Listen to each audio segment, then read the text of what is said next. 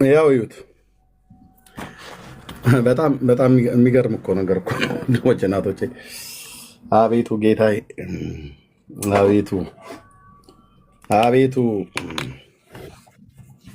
ይማረን ወይስ አለን እንደተባለው ማለት ነው። በእውነት ይማረን።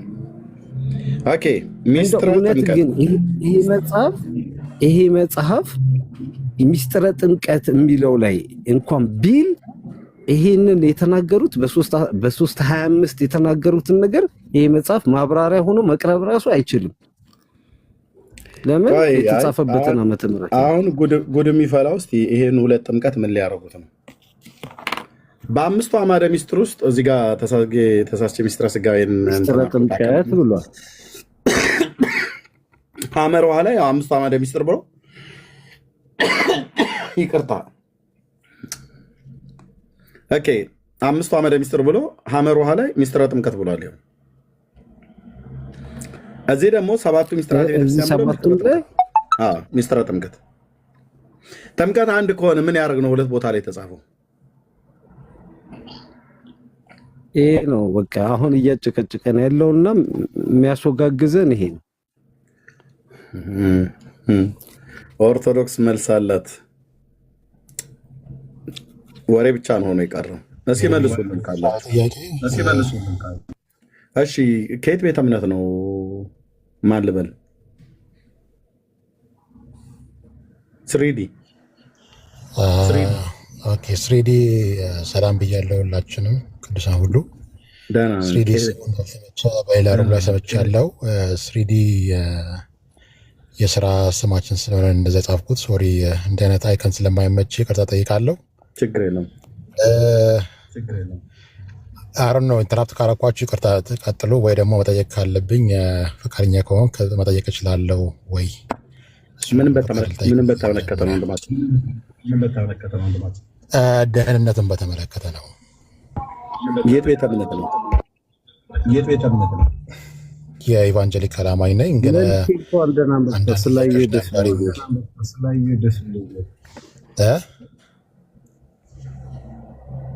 እሺ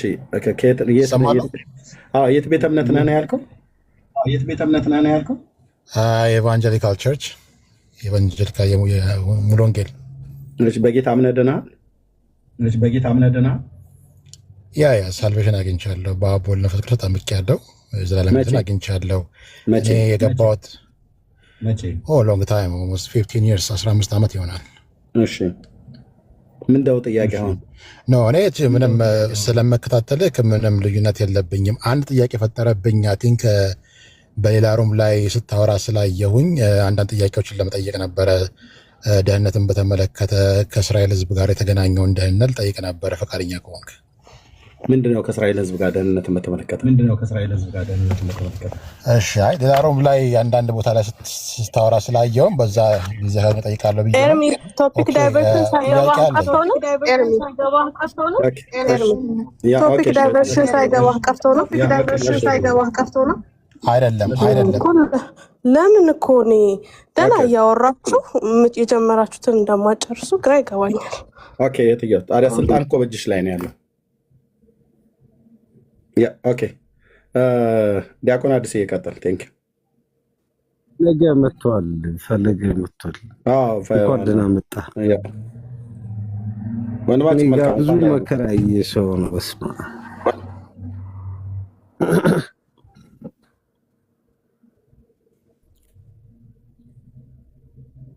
መልኬ አይ ቲንክ እንዴት ናችሁ? አዲስ ሁላችሁም እዚህ ያላችሁ ኤርሚም እንዴት ናቸው?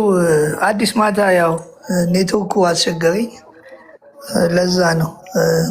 ኤርሚ ሁላችሁም እዚህ ጋር ግርማ ደስ ብሎኛል። አሁን ኔትወርክ መጥቶ ሳየው በጣም ደስ ብሎኝ ነው የገባሁት። ሁላችሁንም ሰላም ብያለሁ። አዲስ ለዛ ነው ማታ እምቢ ስላለኝ ነው። እሺ ኦኬ ዲያቆን አዲስ መቀጠል ትችላለህ። እነዚህ ሚስጥራት ላይ ማለት ነው።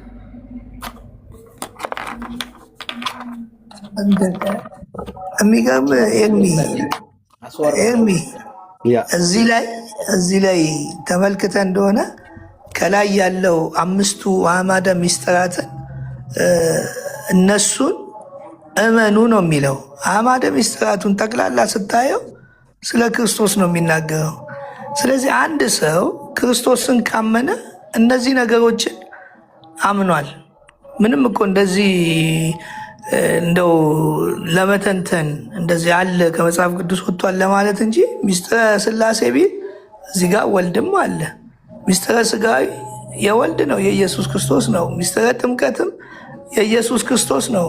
ሚስጥረ ቁርባን ያው ሥጋው ደግሞ ወይ የጌታ እራት ስለ ኢየሱስ ክርስቶስ ነው። ሚስጥረ ትንሣኤ ሙታንም ስለ ኢየሱስ ክርስቶስ ነው። ስለዚህ በእኔ የሚያምን ካለ ይህንን አምነዋል ማለት ነው።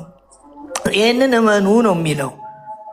ይሄ እምነት ነው የሚፈልገው። ስለዚህ ሚስጥረ ጥምቀት የክርስቶስ ያችኛዋ የሞቱ ጥምቀት፣ ሞት መቀበር፣ ጥምቀት ትርጉሙ ከዚህ በፊትም ብለነዋል።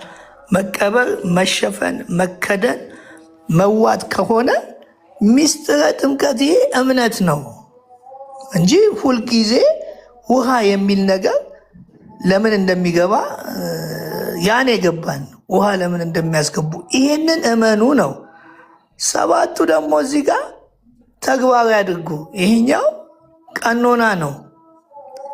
ስለዚህ እዚህ ጋር ሚስጥረ ጥምቀት ቀኖና ነው፣ ስርዓት ነው ማለት ነው። የዚህኛው የሁለተኛው የመጀመሪያው ማመን ነው፣ እመኑ ነው። ኦኬ፣ እናምናለን። የክርስቶስን የሞቱን ጥምቀት ምን እንላለን? እናምናለን። 7ቱን ደግሞ ቀኖና ነው፣ ስርዓት ነው። ስለዚህ ጥምቀት ምንድን ነው ማለት ነው? ስርዓት ነው፣ ምሳሌ ነው፣ ወይንም ምስክርነት ነው። የውሃ ጥምቀት ለምን ይኸው እዚህ ጋር ብሎታል። 2 ጥምቀት እኮ ነው። አሁን እንዲሁ በእነሱ እንኳን ከሄድን ነው ጥምቀት አንድ ነው። ይሄኛው የውሃው ጥምቀት ስርዓት ነው ብለው እዚህ አስቀምጠውታል። እነሱ ግን ድህነት ነው ወይንም የኃጢአት ስርየት ነው አሉት። ያ ከሆነ እዚህ ጋር እመኑ ነው የሚለው። ስለዚህ እንትኑ ላይ ሃይማኖተ አበው ላይ እዛ ላይ ላሳያችሁ፣ ወይንም የጸሎት እንትኑ ላይ እሺ፣ ይኸውላችሁ የጸሎት እንትኑ ላይ በደንብ ብናየው ምን ይላል?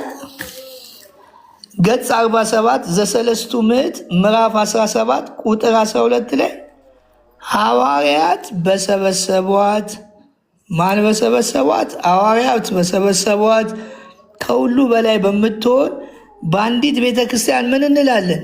እናምናለን አለ። እንግዲህ 318 ሊቃውንት ናቸው። ከዛስ ኃጢአት የሚሰረይባት ያቺ የላይኛዋ በጥምቀት እናምናለን። ኃጢአት ምን በሚልባት? በሚሰረይባት ጥምቀት አንዲት እንደሆነች ምን እንላለን? እናምናለን ያሉት እነሱ። እንጠመቃለን አላሉ። እምነት ነው። ከታች ደግሞ ያስቀመጡት ስርዓቱን ነው። የውሃውን ጥምቀት ስርዓት ብለው ከታች ያስቀመጡት ቀኖና ስለሆነ፣ ይሄኛው ግን እናምናለን። ምኑን?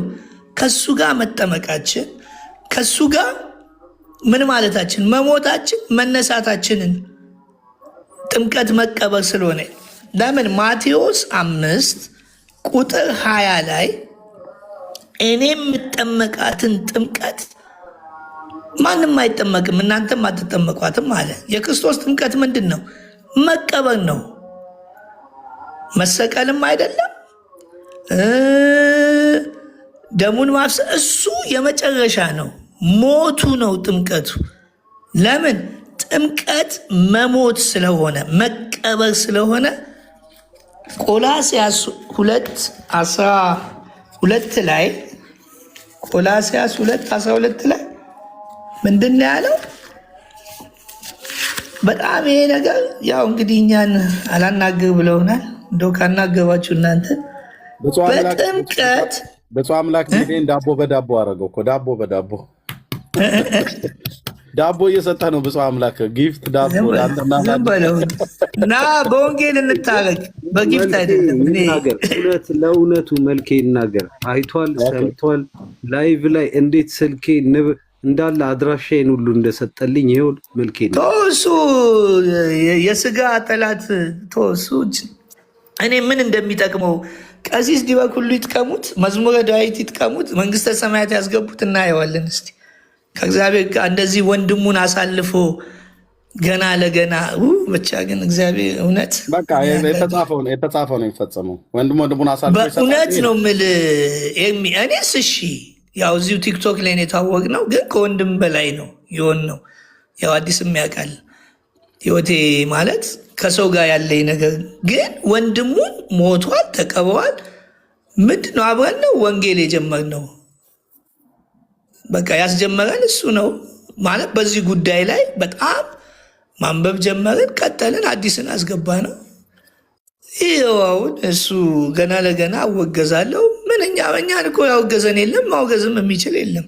እዚህ ቲክቶክ ላይ ነው ለምን ቃለ ዓዋዲው ላይ አንድ ምዕመን እኮ ነው የሚለው። አንድ ምዕመን የመጨረሻ ውሳኔ የሚወስነው በልዩ ጉባኤ አድርገው ሊቀ ጳጳሱ ነው የሚለው። እኔ ቄስ ደበኩሉ ሊቀ ጳጳስ መሆናቸውን አላቅም፣ ያሬድም ሊቀ ጳጳስ ይሁን አላቅም፣ ሰብስበው እንደዛ። ስለዚህ እንግዲህ ወንድም በወንድሙ ላይ ይነሳል የሚለው ቃል ተፈጸመ አይደል? አዲስ አይዞ እኔም እንደዛ ነው ያልኩት። እውነት ነው። እውነት በጣም ስሜታችንን ጎቶታል። ማለት በቃ ወንድሜ ሞቷል፣ ወንድሜ ተቀብሯል፣ ከዚህ በኋላ ምናምን ሲል አዘንን ሁለታችን። እግዚአብሔር ይመስገን እኔ እና እሱ ግን እግዚአብሔር ይመስገን አላፈርንም። በያዝነው አቋም ያው እግዚአብሔር ያከብረናል። ባያከብረንም የከበረ የክርስቶስ ማንነት በሰማይ ስፍራም የከበርንን ክርስቶስ ስላለን እኛ ምንም አንፈልግም። ፌመስ ለመሆን ነው ካሉን ምንም ለፌመስነት ደግሞ ህዝብ ለማየት ከሆነ እንደኔ ህዝብ ያየኝ የለም። በጣም ብዙ ህዝብ ነው እንደኔ ያየ የለም። ስለዚህ ምንድን ነው ፌመስነት? ከክርስቶስ በልጦ ሰው ሲያቅተው መልስ ሲያጣ አይ እኛን ስላናገረ ፌመስ ይሆናል። በቀደም ምን ሆንኩ መሰለ? ቢኒያም ቤት በጣም ተወያየን እና አጋጣሚ ያሬድ መጣ። አይ በቃ እኔ ከአንተ ጋር ምን አልወያይም። ለምን እኛን ማናገር ፌመስነት ከሆነ ፌመስ መሆን አልፈልግም ብዬ ነው ጥዬው የወጣሁት።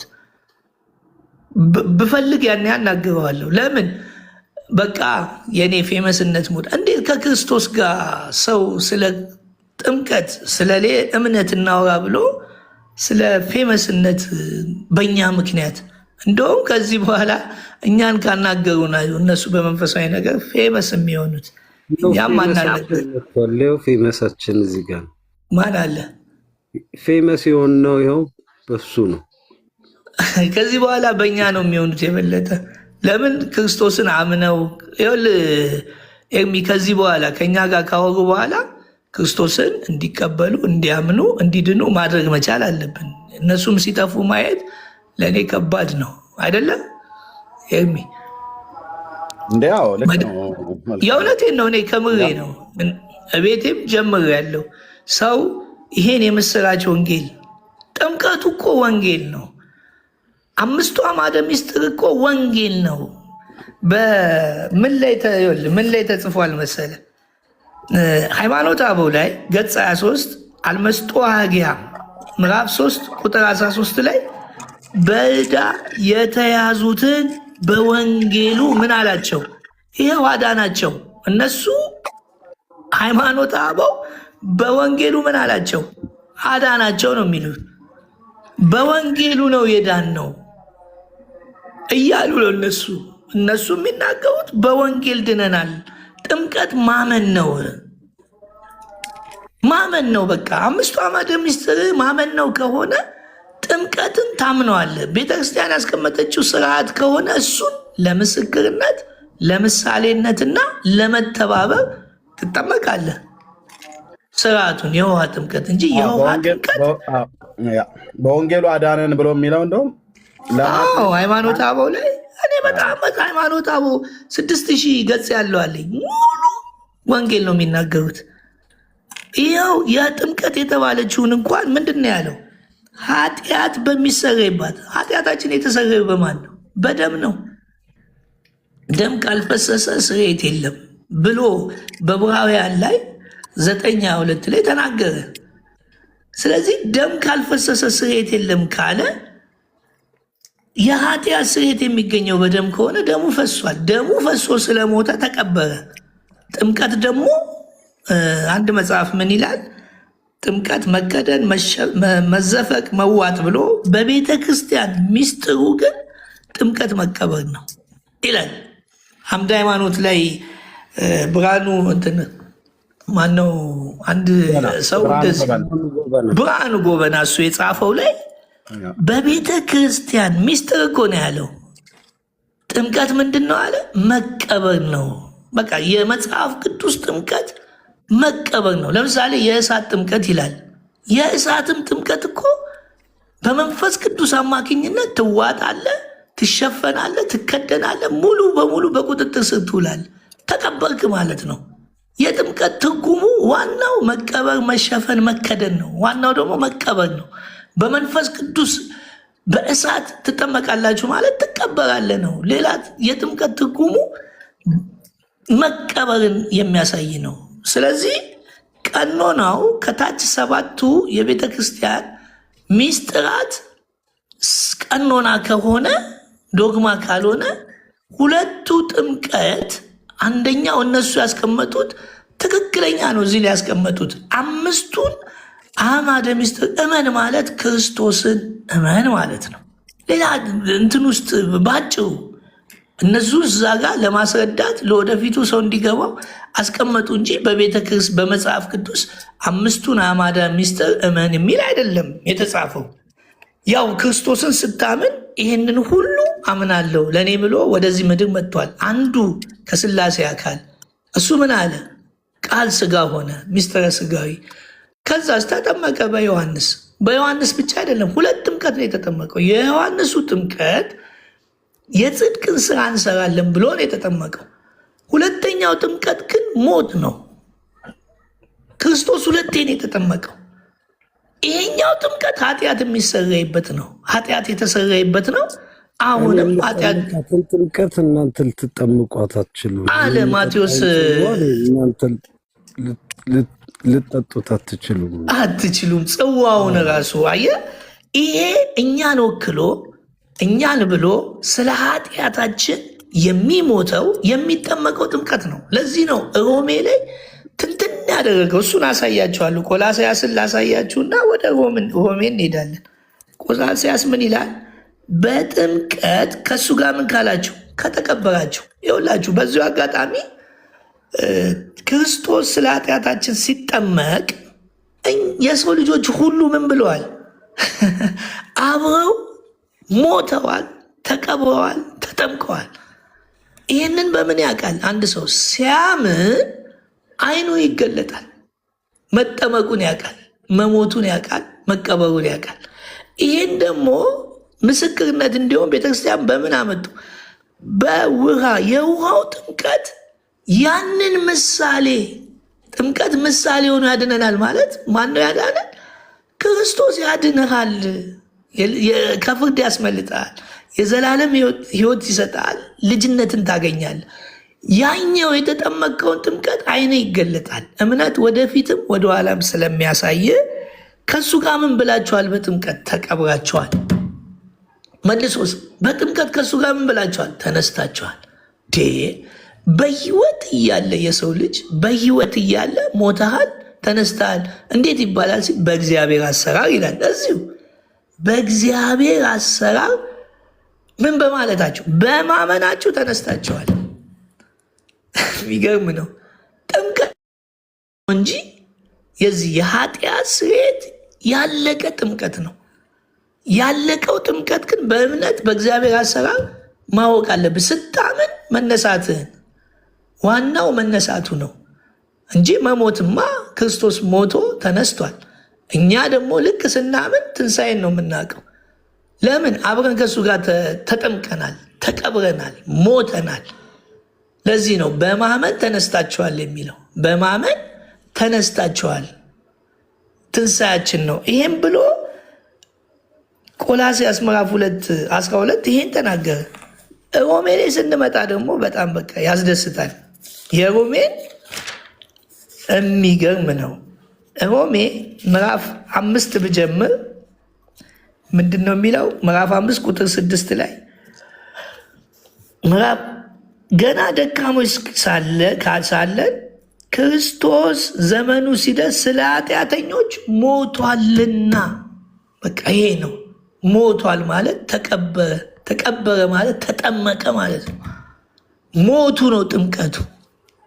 ኢየሱስ ክርስቶስ የደም ጥምቀት የሚል የለም፣ ግን ደሙ ፈሶ ስለሞተ ኃጢአታችን ምን አለ? ይዞት ቀበረው። ስለ ኃጢአተኞች ምን አለ? ሞቷል። ያ ነው ጥምቀት። ክርስቶስ ሲቀበር አሮጌውን አዳም ሰቀለው። ለምንድነው መሰቀል ያለበት? መሞት መስቀል ሰቀለው። ከዛ ሲሞት አሮጌው አዳም ሞተ። ሲቀበር አሮጌው አዳም ተቀበረ ነው። ሲነሳ አዲሱ አዳም ተነሳ። ለምን? ኃጢአታችንን ይዞ ምን አለ? ሞተ፣ ተቀበረ። በቃ ጥምቀት ይሄ ነው። አንዲቷ ጥምቀት ብሎ ጳውሎስ ራሱ የተናገረው አረገው ያለው እኮ ኃጢአት የሆነው እኮ ኃጢአት ሆኖ በመስቀል ላይ መሰቀሉ ነው። ይሄን እሱ ኃጢአታችንን ይዞ ወደ መስቀል ሄደ። አሮጌው ማንነታችን ይዞ ሄደ፣ ተሸክሞ ተሰቀለ። እሱ መሰቀል ነው። ከዛ ኃጢአታችንን በመቃብር ቀበረው። በቃ አለቀ፣ ተጠመቀ። እኛንም ይዞ ነው ተጠመቀ ማለት እኛን ይዞ ተጠመቀ።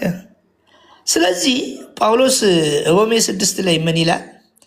እንግዲህ ምን እንላለን? ጸጋ እንዲበዛ በኃጢአት ጸንተን እንኖር? ለምን እንኖራለን እንዴ? ከተጠመቅን በኋላ አሁንማ ነፃነታችንን አገኘን። ከዛስ አይደለም ለኃጢአት የሞትን አለ። በተዘዋዋሪ ለኃጢአት ምን ያለን? የተቀበርን፣ የሞትን፣ የተጠመቅን። ጳውሎስ እኮ ስለ ኃጢአቱ አልሞተም። ታዲያ እንዴት ጳውሎስ ለኃጢአት የሞትን ይላል? ከክርስቶስ ጋር ስለ ኃጢአተኞች ሲሞት ጳውሎስ ምን የነበርኩ እያለ ነው። እኛም ነበርን፣ ስለ ኃጢአታችን ሞተናል፣ ተቀብረናል፣ ተጠምቀናል። ይህም በምንድን ነው የምናውቀው? ቅድም ብያቸዋለሁ። በእምነት ልክ ስናምን አይናችን ይገለጣል። በአዳምና በሔዋን የመጣው ነገር በሙሉ የአሮጌው ማንነታችን አስወገደው። በቃ ቀበረው፣ ሞተ፣ የኃጢአት ስርየት አድርጎ ተነሳ። ይሄ ነው ጥምቀት። ኃጢአት በሚሰረይባት በአንዲት ጥምቀት እናምናለን ያሉት ይሄንን ነው። ሌላ ጥምቀት ስላለ፣ ይሄኛው ጥምቀት ግን ኃጢአት የተሰረይባት ጥምቀት ነች። እጅን ጥምቀት እናምናለን ያሉት ምን ስላሉ ነው? እንጠመቃለን ቢሉ ኦኬ፣ ሃይማኖተ አበው ላይ እንጠመቃለን አላሉ። መጽሐፍ ቅዱስም ስናየው ክርስቶስ ስለ ንስሐ ወይንም የጽድቅ ስራ ሊሰራ በዮሐንስ በውሃ ተጠመቀ እንጂ ክርስቶስ የተጠመቀው እቺ የኃጢአት ስርየት በሞት ነው፣ በመቀበር ነው፣ በመሸፈን ነው። ተከደነ፣ ተሸፈነ። በቃ ውስጥ እኮ ጠለቀ፣ ዘለቅ። በቃ ይቺ የኃጢአት ስርየት የምታደርግ ጥምቀት እንዳደረገች ስላወቁ አባቶች ምን አሉ? እናምናል። ስለዚህ ለኃጢአት የሞትን ከዛስ እኛ ወደፊት እንዴት አድርገን በእርሱ እንኖራለን? ወይንም ከክርስቶስ ኢየሱስ ጋር አንድ እንሆን ዘንድ። ይኸው ገላትያ ላይ ምን ይላል? በእምነት የእግዚአብሔር ልጆች እንደሆናችሁ ይላል። በእምነት የማን የእግዚአብሔር ልጆች ናችሁ ይላል። በእምነት የእግዚአብሔር ልጅ ከሆነ ከአባታችን ጋር ህብረት አድርገናል ማለት ነው። ይህንን እኮ ነው ክርስቶስን ስናምን ይሄ ጥምቀት አብረነው ስለተጠመቀን ከክርስቶስ ጋር አንድ አካል ሆነናል። ይሄም በምን አወቅን? ስናምን። አንድ አካል መሆኑን ራሱ ያወቅነው በእምነት ነው። አይናችን ነው የሚገለጠው። የወደፊቱንም ያድነናል። ከምን? ከሞት የዘላለም ሕይወት ሰጥቶን የእግዚአብሔር ልጅ ያደርገናል። አንዱ እምነት ወደ ሁለት እንትን አይናችን እንዲገለጥ ያደርገዋል። አንደኛው የተፈጸመልን፣ ሁለተኛው ወደፊት ደግሞ እዛው ተፈጽሞልን ወደፊት ደግሞ የእግዚአብሔር ልጅ ሆነን እንድንኖር። ከፍርድ ምን ብለናል? በእሱ የሚያምን አይፈረድበትም፣ በእሱ የማያምንስ ይፈረድበታል የሚለው የአዲሱ ኪዳን በማመን ደግሞ ከዛም እንድናለን። ወደ እሱ የሚመጡትን ሊያድናቸው ይችላል የሚለው ዕብራውያን ይሄን ነው። ልክ ወደ እሱ ስትመጣ የአዲስ ኪዳን ትእዛዙ በአንተ ላይ ይፈጸማል። የብሉይ ኪዳን ትእዛዙ ደግሞ እንደተፈጸመ ታውቃለህ። ስለዚህ ከክርስቶስ ጋር አንድ አካል እንድንሆን አለ። ከክርስቶስ ጋር አንድ እንድንሆን የተጠመቅን መቼ? ከክርስቶስ ጋር አንድ ያደረገን የሞቱ ጥምቀት ነው።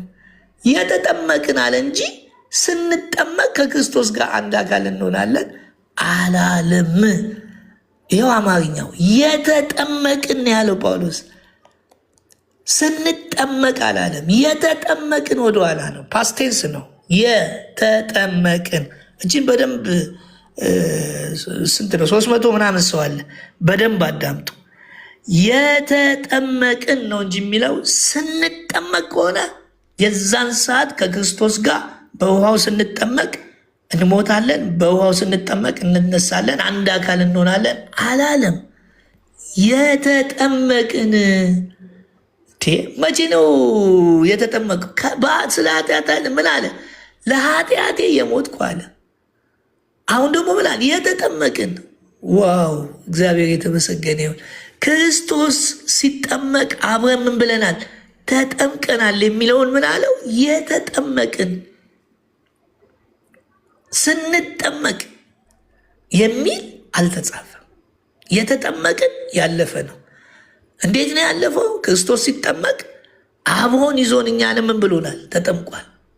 በኋላ ስናየው ሞቱን በሚመስል እንዴት እንደሆነ እናየዋለን። እችን ግን በደንብ ያዙልኝ።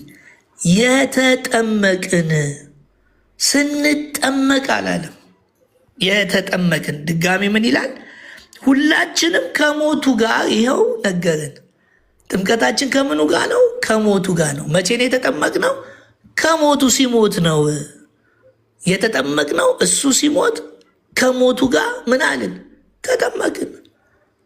ይኸው መለሰልን እኮ ግልጽ በሆነ ከሱ ጋር ምን ያልን?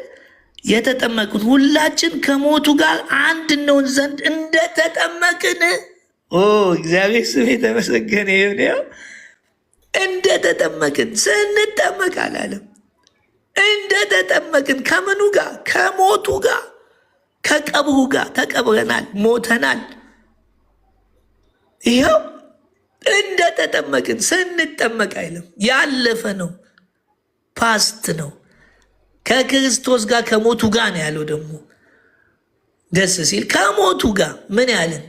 እንደተጠመቅን ከክርስቶስ ጋር አንድ አካል ሳትሆን በውሃ ሳትጠመቅ ትድናለህ? የለም፣ አስቀድመን ሞተናል፣ አስቀድመን ተጠምቀናል። ግን ማመን ስላለብን እምነት ስላስፈለገ ስታምን ይሄ ነገር ይገባሃል። የኃጢአት ስርየት በምን እንዳገኘ ይገባሃል። ክርስቶስ የከፈለልህ ዋጋ ይገባሃል። በአዳም የመጣው አሮጌው ማንነት እንደተሰቀለ ወስዶ እንደቀበረው ይገባሃል። እምነታችን ወደ ኋላም ነዋ። የተፈጸመውን ነገርም እናያለን። ለምን ምን ተከናውኖ እንደዳንን እንዲገባን። አሁን ደግሞ ስታምን ወደፊት ያለውን ድነት እንዴት እንዳገኘም ኢየሱስ ያድናል ማለት ስታምን በአዲሱ ኪዳን ያለውን ከፍርድ ምን ይላል? ያድናል። ከዘላለም ሞት ያድናል። የአዲስ ኪዳን ትእዛዝ ነው። እኛ በጸበለስ አንጠየቅም። አሮጌው አዳም ምን ብሏል? ተሰቅሏል። መሰቀል ብቻ አይደለም፣ ተቀብሯል። ተቀበረ ማለት ተጠመቀ፣ ተቀበረ፣ ሞተ። በቃ ጥምቀት ሁልጊዜ ከውሃ ጋር የምናገናኘው ከሆነ አስቸጋሪ ነው። ካለበለዚያ ቀጥታ ውሃውን የምንወስደው ከሆነ እሳቱንም መውሰድ አለብን። የእሳት ጥምቀት ካለ እንግዲህ ጫካ አቃጥሎ ማጥመቅ ነዋ። ዳቦ ቤት እሳት አለ፣ በየቦታው እሳት አለ። የእሳቱን ምሳሌ የውሃውን ምሳሌ እንደሆነ ቃል እንደሆነ እሱንም እናያለን ጊዜ ከሰጠን። እግዚአብሔር ይመስገን ዛሬ ኔትወርክ አስቸግሮኝ ዛሬ ተነፈስኩኝ። እሺ እንደተጠመቅን አታውቁምን አለ። እንደተጠመቅን እንጂ ስንጠመቅ ስትጠመቁ ትሞታላችሁ፣ ስትጠመቁ ትነሳላችሁ በውሃ ጥምቀት የሚል አልተጻፈም። ይኸው ድጋሚ ደግሞ እንግዲህ ክርስቶስ በአብ ክብር ከሙታን እንደተነሳ እንዲሁ እኛ በአዲስ ሕይወት እንድንመላለስ ከሞቱ ጋር አንድ እንሆን ዘንድ በጥምቀት ከእሱ ጋር ምን ብላችኋል? በጥምቀት ምን አላችሁ? ተቀበርን። ብቻውን እኮ አይደለም የሚያወራው። ስጠመቅ ተቀበርኩኝ አላለም። ተቀበርን። በምን? በእምነት ተቀብረናል። አያችሁ፣ ከእሱ ጋር ምን ለማለት ለመተባበር። ስለዚህ ጥምቀት ስታምን አይነ ይገለጥልሃል። ከእሱ ጋር ምን ብለሃል? ሞተሃል። ከእሱ ጋር ምን ብለሃል? ተነስተሃል። የውሃው ጥምቀት ለምን ያስፈልጋል? ልትተባበር ማለት የነበረው ነገር ምስክርነት ልሰጥ። ከእሱ ጋር ምን ብያለሁ? ተጠምቄያለሁ። ከእሱ ጋር ምን ብያለሁ? ሞቻለሁ። ከእሱ ጋር ምን ብያለሁ? ተነስቻለሁ። ለምን? ገብተህ ስትወጣ ስለሚያፍን ስትወጣ በቃ አዲስ በቃ ከዛ በፊት ነው አዲስ የሆንከው። ይሄ ምሳሌ ነው ብሏል።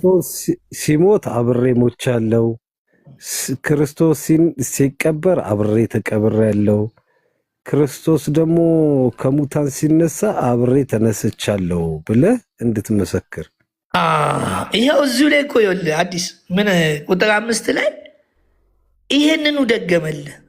ከክርስቶስ ጋር መጠበቅ መሞት፣ ከክርስቶስ ጋር መጠመቅ መነሳት ትብብር እንደሆነ ይኸው ሞቱን በሚመስል ሞት ከሱ ጋር ከተባበርን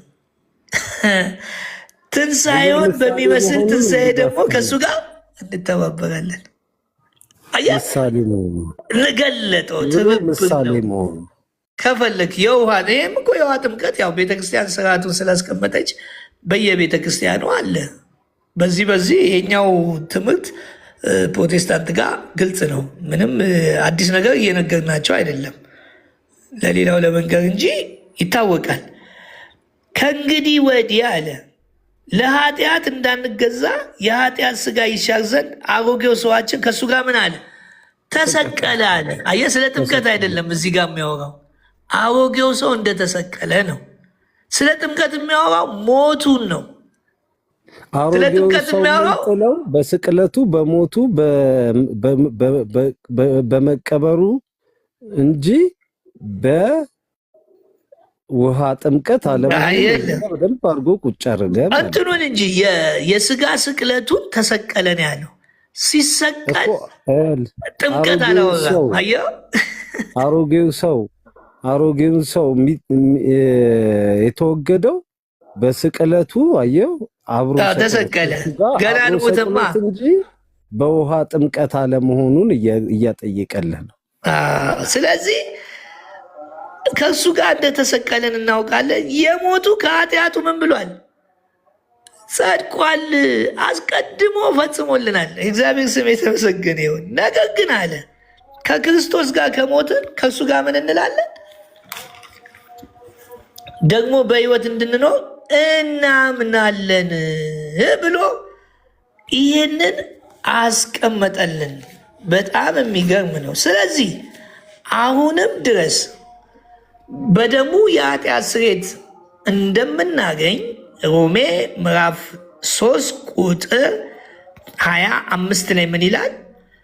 እርሱን እግዚአብሔር በእምነት የሚገኝ በደሙ የሆነ ማስተሰሪያ አድርጎ ምን አለው? አቆመው። አሁንም የኃጢአታችን ማስተሰሪያ ከዚህ በፊት ተፈጸመልን። አሁንም የሚፈጸመው ደሙን ምን አለው? አቆመው። ይኸው ቆሟል። ምን እንድናገኝ? ከዚህም በኋላ የኃጢአት ስርየት እንድናገኝ ውሃውን አቆመው አላለም። ደሙን ያቆመው። ይኸው ደሙ ምን አለ? አቆመው። ስለዚህ አሁንም የሰው ልጆች የኃጢአት ስርየት የሚያገኙት የዘላለም ኃጢአት ማስተሰሪያ ለምሳሌ ኢየሱስ አማላጅ ነው ለማለት የሚፈልግ ሰው ካለ ይህንን ጥቅስ ይበል። ለምን አሁንም ኃጢአት ምን ይላል? ያስተሰርያል፣ ይቅር ይላል፣ ይቅር ይላል። ስለዚህ ቆሟል፣ ደሙ ማስተሰሪያ ሆኖ ቆሟል። አዎ፣ ስለዚህ ደሙን አሁን በደሙ አማላጅነት ኢየሱስ ክርስቶስ አሁንም እየሰጠ ነው። ያኔም በደሙ ማስተሰሪያ አድርጎ አማልዶናል። አንተ ይሄን ጨርስና አንተ ትትለዋል። ስለ ክርስቶስ ምልጃ ነው ይቀጥላል። ዋናው ምንድን ነው? ይሄ ጥምቀት፣ ይሄ ኃጢአት የሚሰረይበት ጥምቀት አንድ እንደሆነ ካወቅን የዮሐንስ ወንጌል ምዕራፍ 3 ቁጥር 5 ላይ እና በውሃ ጥምቀት ካልሆነ ልጅነት የምናገኘው በምንድን ነው? ብዙ ጊዜ ነገር ይጠቀሳል። በጣም ጥሩ። ጥቅሱን ስናነበው ሰው ከውሃና ከመንፈስ ካልተወለደ አለ። አሁን ይሄ የሚነግራቸው ላልተወለዱት ናቸው። እነዚህ ሰዎች አልተወለዱ። ስላልተወለዱ ክርስቶስ ምን አላቸው? ተወለዱ አላቸው። ከምን? ከውሃና ከመንፈስ። ከውሃና ከመንፈስ ካልተወለዳችሁ በቀር የእግዚአብሔርን መንግስት አትወርሱም። ውሃ የሚለውን እንደ ውሃ ይሄ ሊትራል የሆነ ውሃ ካሉ የተወለዱትን ጴጥሮስ ምን እንዳላቸው እዚህ ጋር የተወለዱ አይደሉም፣ ገና ተወለዱ ብሎ እየነገራቸው ነው። ጴጥሮስ ደግሞ የተወለዱትን አገኘና እንዴት እንደተወለዱ እንግዲህ የዮሐንስ ወንጌል ምዕራፍ 3 ቁጥር 5 እየነገራቸው ነው። እሱም አንደኛ ጴጥሮስ ምዕራፍ 1 ቁጥር 23 ላይ አንደኛ ጴጥሮስ ምዕራፍ 1 ቁጥር 23 ላይ የተወለዱትን ነው። እዛ ጋር እኮ አልተወለዱ፣ ተወለዱ ነው ያላቸው። እዚህ ጋር ደግሞ የተወለዱትን ምን አላቸው? ዳግመኛ የተወለዳችሁት ከሚጠፋ ዘር አይደለም አላቸው። እናንተ ዳግመኛ የተወለዳችሁት፣ እናንተ ዳግም የተወለዳችሁት ከውሃና ከመንፈስ የተወለዳችሁት ከሚጠፋ ዘር አይደለም። ለምን? በኋላ ውሃ በውሃ ተወለድኩ እንዳይሉ። ለነገሩ በዛ ሰዓት በውሃም እንትን አላላቸውም። ግን ዳግመኛ ምን ካላችሁ ዳግመኛ የተወለዳችሁት አለ። እነዚህ የተወለዱትን ነው እንግዲህ የሚነግረው። እናንተ ዳግመኛ የተወለዳችሁት ከምን? ከሚጠፋ ዘር አይደለም፣ በሕያውና ለዘላለም በሚኖር በእግዚአብሔር ቃል። ቃሉ ምን ሆነ? ውሃ ሆነ። ውሃው ምን ሆነ? ቃል ሆነ። ቃል በማን የተወለዳችሁት? በእግዚአብሔር ቃል ነው የተወለዳችሁት። ከማይጠፋ ዘር ነው እንጂ። ከቃሉ ጋር ሁልጊዜ ማን አለ?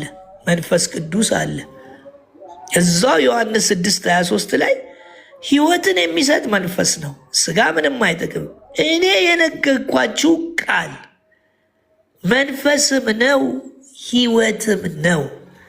አያችሁ፣ ከቃሉ ጋር መንፈስ ቅዱስ ምን ይላቸዋል? ይወልደናል ማለት ነው። የተወለድነው በሊትራል በሆነ ውሃ ሳይሆን ከቃል ነው። ከቃል ነው የተወለዳችሁት። ዳግመኛ የተወለዳችሁት ከቃል ነው። ልክ ቃሉን ክርስቶስን ስታምኑ መንፈስ ቅዱስ ምን ይላቸዋል? ዳግም ይወልዳቸዋል። ዳግም የሚወለደው የቱ ነው? አዲሱ ማንነት። ይሄ ከስጋ የተወለደ ስጋ፣ ከመንፈስ የተወለደ መንፈስ ነው ነው የሚለው። አዲሱ ሰው መንፈስ የሆነው ሰው ምን ይላል?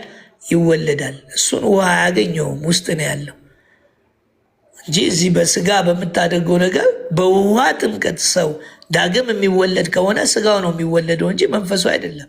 ለምን? ውጫዊ ውሃው የሚነካው ይህን ስጋ ስለሆነ።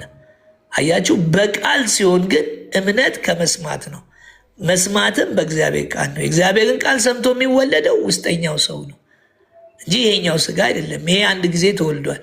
ውስጠኛው ግን ሲወለድ ከስጋ የተወለደ ስጋ ነው፣ ከመንፈስ የተወለደ መንፈስ ነው ብሎት ከታች ሚላል። ንፋስ ወዴት እንደሚነፍስ አታውቅም። ዳግመኛ የተወለደው አዲሱ ሰው፣ በቃል የተወለደው አዲሱ ሰው ምን ይሆናል? እንዴት እንደተወለደ አናውቅም። ብቻ ግን እንደ ንፋሱ ንፋስ እንደመጣ ከየት እንደሆነ ባናቅም ውስጥ እንዴት አድርጎ ያውቃል በመንፈስ ቅዱስ እንደወለደን አናቅም። ብቻ ግን ዳግም ተወልደናል። ዳግም የተወለድነው በምንድን ነው? በቃል ነው። ቃሉ ምን አለን? ይኸው ከማይጠፋ ዘር ወለደን። እንደውም ያዕቆብ ምዕራፍ 1 ቁጥር 17 ላይ 18 ላይ እንደውም ለፍጥረቱ የበኩራት አይነት እንድንሆን። እንግዲህ ሁሉም ሰው የእግዚአብሔር ፍጥረት ነው። እኛ ደግሞ አይነታችን እንዲለይ ከፍጥረት አይነታችን የሚለየው አለ ያዕቆብ በእውነት ቃል አስቦ ምን ወለደን። እኛ የተወለድነን በእግዚአብሔር ቃል ተወልደን ከፍጥረት በኩር እኮ ነን። ለምን? በኩራችን አላ ክርስቶስ የመጀመሪያችን ስለሆነ እኛንም እዛ ውስጥ ከተተን ለፍጥረቱ በኩር እንድንሆን አስቦ በምን ወለደን? በቃል ወለደን። እናንተ ዳግመኛ የተወለዳችሁ በምንድን ነው? በቃል ነው። ስለዚህ ዳግም መወለድ የሚለው ከውሃና ከመንፈስ የሚለው ከቃል ነው። ከቃሉ ጋር ማን አለ? መንፈስ ቅዱስ አለ።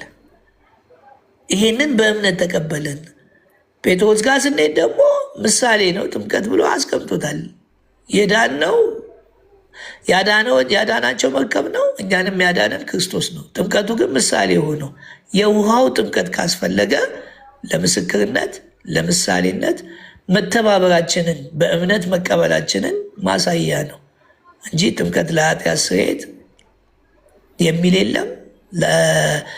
ኃጢአት ማለት ያድናል የሚል ነገር ጥምቀት የለም። የሚያድነው ያዳነን ስናምነው ያዳነን ያን ጥምቀት አብረን መጠመቃችን በእምነት አይናችን ሲገለጥ የወደፊቱንም አይተናል። ጥምቀት ያድናል። አዎ። ጥምቀት የኃጢአት ስርየት ያሰጣል። አዎ። ግን የውሃ ጥምቀት አይደለም። የክርስቶስ የሞቱ የመቀበሩ ጥምቀት ነው። እግዚአብሔር ይስጥልኝ። አመሰግናለሁ። ተጨማሪ ካለ ስለ ደሙ ደግሞ እንቀጥላለን። አዲስ ቀጥል እስቲ። ይሄ ነው እንግዲህ ለውግዘት ያበቃን ነገር ይሄ ነው። ያስቀጠቀጠን እንግዲህ ለግድያም ለምንም ለብዙ ነገር ያደረሰን ነገር ይሄ ነው። ሌላኛው ነገር ምንድን ነው ደግሞ? ሌላ የክርስቶስ ምልጃ ነው። ክርስቶስ አማላጅ ነው አይደለም ነው ዋናው ነገር። ይሄ ብዙ ቤት ያለ ጭቅጭቅ ነው። እውነት ክርስቶስ አማላጅ ነው፣ ምንም ይሄ የሚያጠያይቅ ነገር አይደለም። ግን ሰዎች ብዙ ጊዜ አሁን እዚህ ጋር የደብተራ መንፈስ ያለባቸው ሰዎች ራሳቸውን አማላጅ አድርገው ማስገባት ስለሚፈልጉ ወይ ደግሞ የኛ የሚሉትን ሰዎች አማላጅ አድርገው ማስገባት ስለሚፈልጉ ክርስቶስን ፈራጅ ያደርጉታል። ከዛ የሆነ ፂማም ሰውዬ ያመጡና አማላጅ አድርገው ሊያስቀምጡላችሁ ይፈልጋሉ። ለምንድን ነው እንደዛ የሚያደርጉት ካላችሁ፣ ክርስቶስን ፍጹም ክህደት ነው። ክርስቶስን ፈራጅ የሚያደርጉት ጨካኝ ሊያደርጉት ስለፈለጉ፣ አረመኔ ሊያደርጉት፣ ፍርድ የሚያደርግ እና ወደ ሲኦል ግባ ብሎ ምናምን ገፍትሮ ወደ ሲኦል የሚያስገባ ሊያደርጉላችሁ ሲሞክሩ፣ ያኛው ፂማሙ ሰውዬ የሚመጣው ሁለተኛ የሚመጣው ሰውዬ አዛኝ፣ እባክህ ጌታዊ እኔንም አብረክተተኝ የሚል በጣም የሚያዝን ለሰዎች ሁሉ የሚቆረቆር ደሙን ያፈሰሰው እዚህ ጋር እንደዚህ የተሰቀለው እንደዚህ ከ6 ሰዓት እስከ 9 ሰዓት እንደዚህ እርቃኑን የተሰቀለውን ጌታ ጨካኝ አድርጎ የሆነ ክብሩንና ዝናውን የሚፈልግ አንድ ፂማም ሰውዬ አምጥተው ቅዱስ መባል የሚፈልግ ስለኛ ኃጢአት የተባለውን ክርስቶስን ትተው ዝናውን የሚፈልግ አንቱ መባል የሚፈልገውን አምጥተው አማላጅ ማድረግ ስለሚፈልጉ ማስገባት ስለሚፈልጉ ክርስቶስን ፈራጅ ይሉታል። ግን ክርስቶስ አማላጅ አይደለም ነው። ዝም ብለው እነሱ በሚሉት እንኳን እነሱ በሚሉት እንሂድና ከዛ ደግሞ ቀጥሎ ደግሞ የመጽሐፍ ቅዱስን ሐሳብ እንመጣለን። ክርስቶስ አዳኝ ነው ወይ ስትለው አዎ ይላል። ከዛ ለምን አዳኝ ያልከው ስትለው ስለ አዳነኝ። አድኖ ጨርሷል አልጨረሰም ትለዋለህ። ጨርሷል ይላል። ታዲያ ለምን አዳኝ ያልከው ስትለው ስለ አዳነኝ አዳኝ አልኩት። ክርስቶስ አላማለደም ስትለው አማልዷል ይላል። በስጋው ወራት ይላል። ስጋውን አሁን ጥሎት እንደሄደ ማለት ነው ሲያረግብህ። አሁንም ከነስጋው እኮ ነው ክርስቶስ የኛን ስጋ ይዞ ነው እኮ በአብ ቀኝ የተቀመጠው። ግን በስጋው ወራት ይላል። አሁን በስጋ እንዳልሆነ ሲያደርግ ከዛስ አማልዷል ግን አይደለ? አዎ አማልዷል። ታዲያ ስላዳነ አዳኝ ካልከው ስላማለደ አማላጅ ለምን አላልከውም ስትለው አይ ጨርሷል ብዬ ነው። ማዳኑንስ ጨርሶ የለ እንዴ ስትለው እንደዚህ አይን ፍጥጥ ጥርስ ግጥጥ ይሆናል። አይጥ እንደበላች ድመት ፍጥጥ ፍጥጥ ነው የሚሆነው እና ከዛ ስም መለጠፍ ይጀምራል። ዱላውን ውርወራውን ይጀምራል። ራሳቸው ከሚሉት ሰው ነገር ጋር እንኳን የተስማሙ አይደሉም። ክርስቶስን መድኃኔዓለም ብሎ ይጠራዋል። የዓለም መድኃኒት ይለዋል። መድኃኒት ስለሆነ ነው አይደል? ታዲያ አማላጅ ስላማለደ ለምን አማላጅ አትለው? ክርስቶስን ፈዋሽ ትለዋላ። ስለፈወሰ ስላማለደስ አማላጅ ለምን አትለውም ስትለው ስም ፍረጃ ውስጥ ይገባል። ጴንጤ ምናምን ይላል። ግን እውን የመጽሐፍ ቅዱሱ ሐሳብ እንደዛ ነው ወይ ስንል በመጀመሪያ ወደ ሮሜ 8:34 ነው የምንሄደው። ሁልጊዜ እነሱ የሚጨቃጨቁትበት ቢሆንም እኛ በደንብ አድርገን ይህንን ማስረዳት እንችላለን። ሮሜ 8:34 ላይ የሚኮንንስ ማን ነው ይላል። የሚኮንንስ ማን ነው ብሎ ይጠይቃል።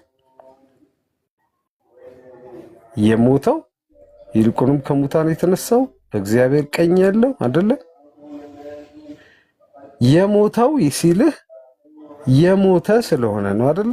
ስለአንተ ኃጢአት ስለሞተ የሞተው አለ። የተፈጸመ ስለሆነ የሞተው አለ። ፓስት በፓስት ቴንስ ማለት ነው አይደለ? ይልቁንም ከሙታን የተነሳው ሲልህ የተነሳው ከኋላ ስለሆነ አይደለ? ፓስት ስለሆነ የተነሳው አለ በፓስት ቴንስ። በእግዚአብሔር ቀኝ ያለው ሲልህ በእግዚአብሔር ቀኝ እንግዲህ ጌታ ኢየሱስ ክርስቶስ ወደ ሰማይ አርጎ በእግዚአብሔር ቀኝ የተቀመጠው አይደለ? ያኔ ስለሆነ አሁንም በእግዚአብሔር ቀኝ ስለሆነ በእግዚአብሔር ቀኝ ያለው አለ። አሁን በእግዚአብሔር ቀኝ ስለተቀመጠ ደግሞም ስለኛ የሚማልደው የማለደው ለምን አላለ? የሚማልደው አለ። ይሄ ምንድን ነው? ፕሬዘንት ኤንድ ፊውቸር ቴንስ አይደል? ስለዛ የሚማልደው ያለው የሚማልድ ስለሆነ ነው። ሁለተኛ ዕብራውያን 7:25 ይህም ብዙ ጊዜ መጨቃጨቂያ ነው። ስለ እነርሱም ሊያማልድ ዘወትር በሕይወት ይኖራል የሚለውን ከላይ እነሱ ያለው ማንን ነው ይልሃል። ከላይ እነርሱም እንዳይሞቱ ሞት ስለከለከላቸው ካህናት የሆኑ ብዙ ናቸው ስለሚል እነሱ የሚለው እዚህ ጋር ካህናቱን ነው ይልሃል። እሺ ታች መጥቶ በእሱ ወደ እግዚአብሔር የሚመጡትን ፈጽሞ ሊያድናቸው ይችላል ሲልስ እነሱ አሁን ከዚህ በኋላ ነው የሚመጡት? ከጳውሎስ ከተናገረ በኋላ ነው የሚመጡት? ክርስቶስ እኮ ማዳኑን ጨርሶ ከሄደ በኋላ ካረገ በኋላ እኮ ነው እኮ አይደል?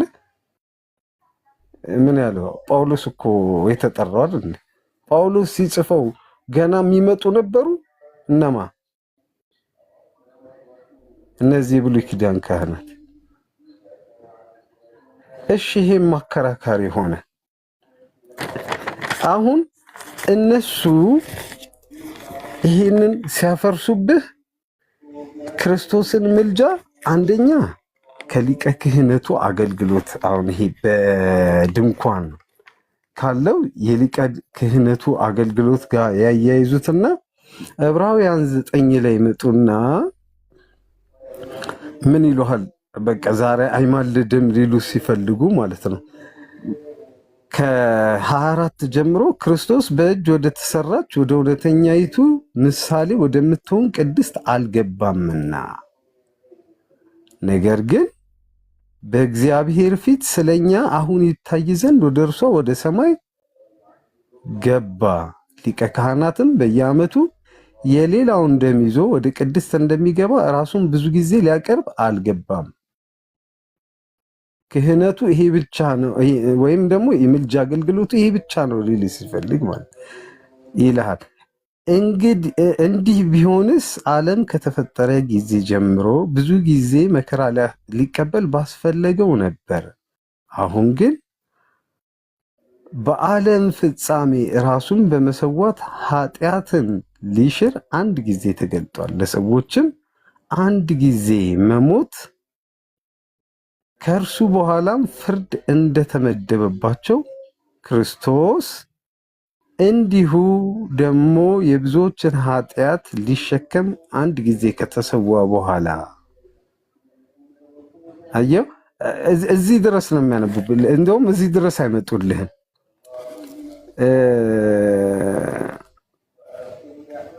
ለሰዎችም አንድ ጊዜ መሞት ከእርሱ በኋላም ፍርድ ተመድቦባቸዋል ብሎ ነው የሚያቆምልህ።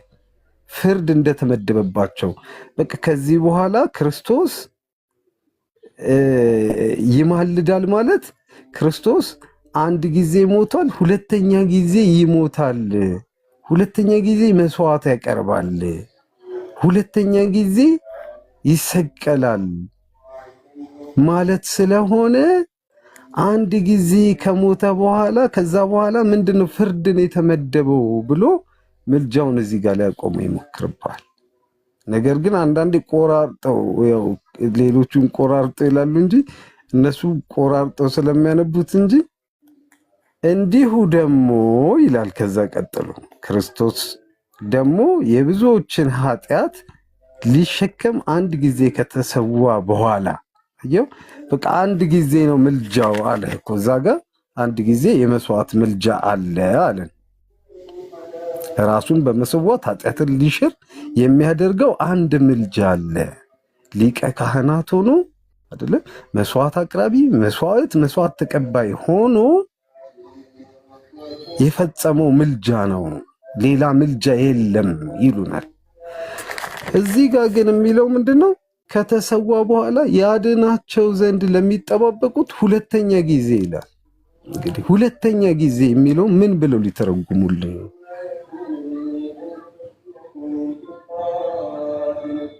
አንድ ጊዜ መሞት ከዛ በኋላ ፍርድ ተመድቦባቸዋል። በቃ አንድ ጊዜ ነው የማለደው ከዛ በኋላ ፍርድ ነው ካሉ እዚህ ጋር ሁለተኛ ጊዜ ለሚጠባበቁት ያድናቸው ዘንድ ለሚጠባበቁት ሁለተኛ ጊዜ አለ።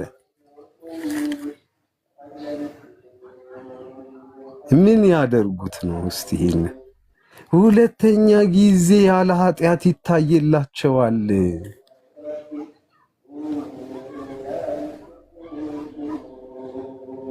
የቀደመውን አዳም በሞቱ በመስቀሉ ሻረ። ከዛ በኋላ የሚመጡትን አይደለም ያድናቸው ዘንድ ቅድም በእርሱ ወደ እግዚአብሔር የሚመጡትን ፈጽሞ ሊያድናቸው ይችላል ብለን እንትን ዕብራውያን 7:25 ላይ አየን አይደል? እዚህ ጋር ደግሞ አይ እሱ እኮ አንዱን ምልጃ ነው የሚያሳየው ሁለተኛ ምልጃ እንዳለ አያሳየም ይሏል አይደል? እዚህ ጋር ሁለተኛ ጊዜ ያለ ኃጢአት ይታየላቸዋል። ዛሬ ይማልድልናል ክርስቶስ፣ ዛሬ ይማልዳል ስንል እኛ ክርስቶስ ዛሬ ይሰዋል፣ ዛሬ መስዋዕት ያቀርባል አይደለም? ዛሬ እንደገና ይሰቀላል እያልን ነው። ያለ ኃጢአት ይታይልናል። በአብ ቀኝ ያለው ሪፕሬዘንት የሚያደርገን ልጆች ሆይ ኃጢአትን አትስሩ፣ ኃጢአትን ብትሰሩ በአብ ዘንድ ጠበቃ አላችሁ ተብለናል አይደል እንዴ? በአብ ዘንድ ያለን ያ ጠበቃ ሁለተኛ ጊዜ ያለ ኃጢአት የሌለበት እሱ ስለኔ ኃጢአት ይታይልኛል። ድምፅ ላሰማላችሁ። ቆይ ዲያቆንዬ፣ ተባረክ ወገኖች። ታብ ኮፕሊንግ ሼር አድርጉት። ታብ ኮፕሊንግ ሼር አድርጉት ፕሊስ የቻላችሁ። ቴንኪው። ጌታ እግዚአብሔር ይባርካችሁ። ቀጥሉ። ድምፅ ላሰማ ብዬ ነው። እሺ ስለ እኔ ስለ አንተም ተባረክ ወንድሜ። ስለ እኔም ስለ አንተም ይታይልሃል። አንተ የምትታይበት የለህም። እግዚአብሔር አንተን ሲያይ በክርስቶስ ነው የሚያይ። ክርስቶስ ስለ አንተ ኃጢአት ይታይልሃል። አንተ ብትታይማ ኃጢአት ነህ፣ ኃጢአተኛ ነህ። ምንም የሚታይ ነገር የለም። ክርስቶስ ስለ አንተ ይታይልሃል። ጽድቃችን በክርስቶስ ነው አይደለም? ሮሜ 3 ላይ ምንድን ነው የሚለው? ያለ ሕግ ተገልጧል፣ በሕግና በነቢያት የተመሰከረለት የእግዚአብሔር ጽድቅ ያለ ሕግ ተገልጧል። እዛው ልሂድና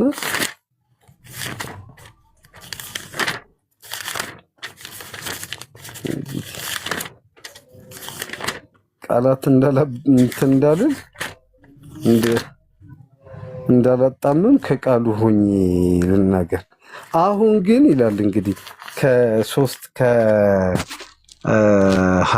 ጀምሮ እንግዲህ አሁን ግን በሕግና በነቢያት የተመሰከረለት የእግዚአብሔር ጽድቅ ያለ ሕግ ተገልጧል፣ በእርሱም ለሚያምኑ የሆነ በኢየሱስ ክርስቶስ በማመን በመስራት ነው ለሚሉን ሰዎችም ይህን ይስሙ። በጥምቀት ነው ለሚሉን በእርሱ በማመን በኢየሱስ ክርስቶስ በማመን የሚገኘው የእግዚአብሔር ጽድቅ ነው። ጽድቅ በሌላ መንገድ ይገኛል ለሚሉ ልዩነት የለምና ሁሉ ኃጢአትን ሰርተዋልና እግዚአብሔርም ክብር ጎሏቸዋልና በኢየሱስ ክርስቶስም በሆነው ቤዛነት በኩል እንዲያው በጸጋው ይጸድቃሉ። በቃ አንተ የምትታይበት ጽድቅ የለህም ወንድሜ። ክርስቶስ ስላንተ ይታይልሃል። በአብ ቀኝ ያለው ክርስቶስ ያንተ ሪፕሬዘንታቲቭ ነው፣ ያንተ ተወካይ ነው፣ ያንተ ወኪል ነው። እዛ ያለው ስላንተ ይታይልሃል። ሁሉም ኃጢአትን ሰርተዋልና አንተም ቢያይ ኃጢአትህን ነው የሚያየው፣ ኃጢአትን ሰርተሃልና አይደል? ሁሉም የእግዚአብሔር ክብር ጎሏቸዋልና አንተን ቢያይ እግዚአብሔር ክብር ጎሎህ ነው የሚያይ እግዚአብሔር። ስለዛ ስላንተ በአብ ቀኝ ያለው ክርስቶስ ይታይልሃል። ይሄ ነው የክርስቶስ ምልጃ። ድጋሚ ይሰዋልናል ትላላችሁ እንዴ? ኤርሚ ክርስቶስ ድጋሚ ተሰውቶ ነው የሚማልደን ትላላችሁ እናንተ? አንልም።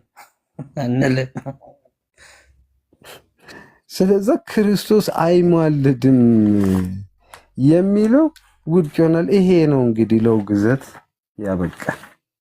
አዲስ ህይወት እኔ በዚህ ላይ አሁን ለምሳሌ በሮሜ ላይ አሁን እንዳልከው በሁለት ችትም ይመስለኛል ካልተሳሳትኩ በኦርቶዶክስ መጽሐፍ ቅዱስ ላይ ያለውን እንግዲህ ስለ ክርስቶስ ስለኛ ይማልዳል የሚለውን ያለው ምዕራፍ 8 ቁጥር 34 ላይ ስለኛ ይፈርዳል ብለው አስቀምጠውታል። በግዕዙ ግን እንደዛ ይልም ማለት ለምሳሌ አሁን ግዕዙ ላይ የሚለው ምንድነው? ለእመለሊሁ ያጸድቅ መኑ ዘይኮንን ክርስቶስ ኢየሱስ ሞተ ወተንሥአ እሙታን ወሀሎ ይነብር በየማነ እግዚአብሔር ወይትዋቀስ በእንቲአነ ነው የሚለው። ወይትዋቀስ በእንቲአነ ልክ ነህ። አዎ ስለኛ የሚከራከረው ነው አይደለ? ትርጉሙ የሚከራከረው እና የኛ በአብ ዘንድ ጠበቃ አለን የሚለውን እዚህ ጋር ያጠናክረዋል በግዕዙ። ትክክል ብሎ ያ ትክክል። እና ይህንን እንዴት ነው የሚሉት? አሁን እነዚህ ሰዎች እንግዲህ እንደዚህ አድርገው ከቀየሩት ምን አይነት ነገር ነው አሁን ይህን እያደረጉት ያሉት? በዕብራውያን ላይንም ያለው እንዳልከው ወይ ክህል አድህኖሙ ለዝሉፋ ለእለ ይቀርቡ ወሀበ እግዚአብሔር እንተ መንገሌሁ እስመ ለጉምራ ሕያው ውእቱ ወይተነብለውም ነው የሚለው። ስለኛ የሚማልድ ነው የሚለው አይደል? አሁን እዚህ ተነበለ ማለት አሁን ስለኛ ማለደ ማለት ነው ግዕዙ የሚመስለኝ አይደል? ቀጥል። ልክ ነህ። አዎ። እና ይህንን ነገር ወዴት ሊያደርጉት ነው እነዚህ ሰዎች? አሁን እንደዚህ እየተከራከሩ ክርስቶስ ወይም ደግሞ ኢየሱስ ፈራጅ ነው ብለው ሲያስቀምጡት ስለኛ ተነበለ፣ ስለኛ ማለደ ነው የሚለው እና ስለኛ ተከራከረ፣ ስለኛ ጠበቃ ሆኖ አሁን በሮሜ ላይ ያለው ስለኛ ጠበቃ ሆኖ እንደሚከራከርልን አንድ ጠበቃ የሆነ ነገር በክስ ወይም ደግሞ ክስ ሲኖርህ ስለአንተ ጠበቃ ዋጋ ከፍለህ ብር ትከፍለዋለህ። ስለአንተ ይህንን ነገር አላደረገም ብሎ ተከራክሮ አንተን ከዛች ወንጀል የተከሰስክባትን ነፃ ያወጣሃል ማለት ነው አንድ ጠበቃ። ስለዚህ ክርስቶስ ደግሞ እኛ ከሰራነው ኃጢአት ወይ ደግሞ የሰው ልጆች በሰሩትን ኃጢአት ስለኛ ተከራክሮ ሮሜ ላይ ያለው ስለኛ ጠበቃ ሆኖ እየተከራከረ በአባቱ ቀኝ እንዳለ ነው አሁን እዚህ ላይ ግልጽ አድርጎ የሚያሳየው ማለት ነው። በዕብራውያን ላይ ያለው ደግሞ ተነበለ የሚለውን ደግሞ ስለ እኛ ማለደ ወይም ደግሞ ስለ እኛ እንደማለደ ነው የሚያሳየው እና ይህን ነገር እንዴት ሊቀይሩት ይችላሉ ነው አሁን እኔ ግራ የገባኝ።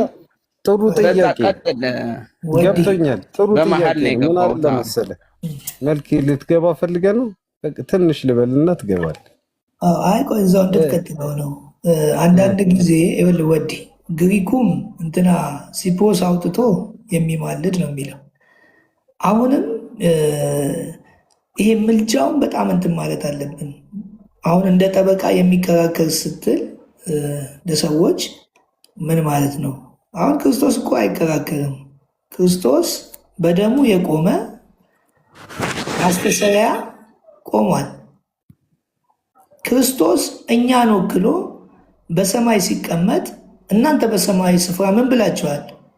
ተቀምጣችኋል። አሁንም እኮ ወክሎን ነው ፍጹም ሰው ሆኖ የሄደው እኛን ወክሎ ነው። ተቤዥቶናል። የትንሣኤ ማንነት እኮ የእኛ ማንነት እኮ ነው። አሁን ክርስቶስ ይታያል። ምንድነው የሚታየው? አንደኛ ራሱንም እኮ እኛን እኮ ሲያየን ክርስቶስ ፍጹም ሰው ሆኖ እኛን ሆኖ ቤዛ ሆኖ ተክቶ ተቀምጧል፣ ቆሟል። አሁን ማማለድ ማለት ለክርስቶስ ሲሆን መስዋዕት መክፈል ከሆነ መስዋዕት ተከፍሏል። እንዴት ነው የሚማለደው? ደሙ ቆሟል።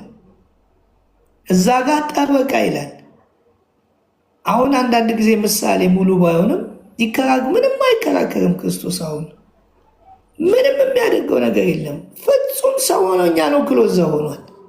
ወደ እሱ የሚመጡትን ሊያድናቸው ይችላል ማለት ወደ እሱ የሚመጡትን በተፈጸመው ነገር ያድናል። ማማለድ ለምሳሌ የሚማልድ የሚለው ስለ ወደፊቱ ስለዚህ ነው። ማማለድ ማለት እኔም ብዙ ተጨቃጭቄ ከእግዚአብሔር ይመስገን አሁን ከደረስኩበት ነገር ስደርስ መለመን ብዬ መለመን እታች ላለ ለፍጡራን ነው። የክርስቶስ ግን የተለየ ነው ብሎ መዝገበ ቃላቱ ላይ አስቀምጧል። የሚማልድ ማለት ይሄ ነው። ቅድም ሮሜ ላይ አስቀምጬላቸዋል። የኃጢአት ስርየት አቁሞታል። አንብቦ በደንብ እንትን እንድንል አንዳንድ ጊዜ እንደ ሰው ሆኖ እንደ ጠበቃ ሆኖ ሄዶ አይከራከርልንም። የተፈጸመው ነገር ግን ይታያል። እሱ በእግዚአብሔር በእምነት የሚገኝ በደሙ የሆነ ማስተሰሪያ አድርጎ ምን ብሎታል? አቁሞታል። ለዚህ ነው የዮሐንስ አንደኛ ዮሐንስ ወንጌል ምዕራፍ 1 ቁጥር 7 ላይ የኢየሱስ ክርስቶስ ደም ከኃጢአት ሁሉ ምን ይላል? ያነጻል። ለምንድን ነው የሚያነጻው? ይሄ ደሙ ስለቆመ ያነጻል። አሁንም ይቅርታ ካገኘ ኢየሱስ እያማለድክ ነው ማለት ነው። ቅድም በደንብ ገልጾታል። ሊያድን መጥቶ ካዳነ አዳኝ ከተባለ፣ ሊፈውስ መጥቶ ፈዋሽ ከተባለ፣ መድኃኒት ሊሆን መጥቶ የዓለም መድኃኒት ከሆነ ኢየሱስ ሊማልደን መጥቶ አማላጅ የማንልበት ምንም ምክንያት የለም። ለምን ሲባል አሁንም እኮ የሚማልደው የሚቀጥለውን ነገር ስለሚናገር ነው። ስለዚህ በደሙ የቆመ የኃጢአት ስርየት እንድናገኝ አሁን ወደ ክርስቶስ ንስሐ ስንገባ ዮሐንስ ራዕይ ላይ 1:5 ላይ 6 ላይ ነው እንደሚናገረው በደሙ ምን ይለናል? አጥቦናል። አሁንም የምንታጠበው በደሙ ነው። ስለዚህ ያማልዳል ማለት የቆመው ደሙ አለ። እኛን ወክሎ ስጋ ፍጹም ሰው ሆኖ ሄዷል። በሰማይ ሲቀመጥ እኛንም ይዞ ተቀምጧል። እኛ አልሄድንም፣ እንደ ሄድን ተቆጠረልን። እኛ አልሞትንም፣ እንደ ሞትን ተቆጠረልን። እኛ አልተነሳንም፣ እንደ ተነሳን ተቆጠረልን። በእግዚአብሔር አሰራር ኢየሱስ ክርስቶስ አሁን ምን እያለ ነው? ያማለደ ነው። እንደ ልመና አይደለም፣ በተፈጸመው ነገር ያን ጊዜም ፈጽሞ ነው ምን ያለን ያማለደን ያስታረቀን። አሁንም የተፈጸመ ለዘላለም የሆነ የሊቀ ካህን እኮ ስራው ዋናው እኮ መስዋዕት ማቅረብ ነው። የሊቀ ካህን ስራው የሰዎችን ተክቶ ያለውን የእንስሳ ደምን ይዞ ማቅረብ ነው። ለምን? ደም ከሌለ ስርየት ስለሌለ። ስለዚህ እዚሁ 9 ላይ ምን ይላል? 9:11 ባነበው፣ ነገር ግን ክርስቶስ ይመጣ ዘንድ ላለው መልካም ነገር ሊቀ ካህን ነው። ክርስቶስ ሊቀ ካህን ስለሆነ የግድ ደም ይዞ እንትን ማለት አለበት። ስለዚህ እንደ ሊቀ ካህኑ በእጁ ይዞ የሚሄደው ደም የለም። ታዲያ ክርስቶስ እንዴት ነው ደምን ይዞ ገብቷል? አይ በጣም የሚደንቅ ነው። ለዘላለም ሊቀ ካህን ሆኖ የገዛ ደሙን በገዛ ደሙን የገባው ይላል።